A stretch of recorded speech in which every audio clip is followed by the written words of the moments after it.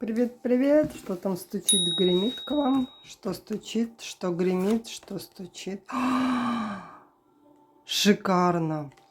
То состояние, в котором вы были, да, тут какой-то момент, так какая-то ситуация, здесь буквально стучит ваше возрождение. Кто-то уже, я прям чувствую, уже кто-то возродился, да, уже кто-то оставил то, какие-то тяжести, которые тянули каких-то людей, как будто оставили в прошлом. Кто-то вот-вот проходит и заканчивается ваша трансформация. К чему она вас приведет? Блин, ну круто! Здесь, девочки, мальчики, кто в эзотерике, вы здесь выходите на новый духовный рост.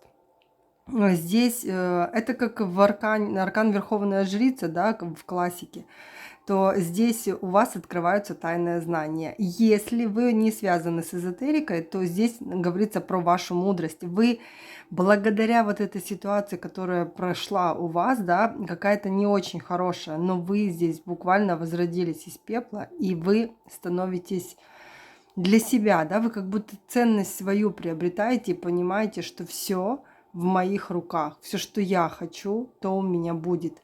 Ваши знания, которые есть у вас, да, вы как-то себя лучше и больше становитесь, понимаете, да, вот, блин, ну это так классно.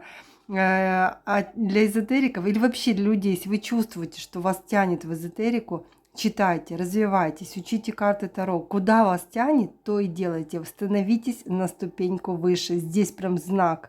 Ты на верном пути. Благодарите, пишите, да будет так. Обняла, всем прекрасного дня.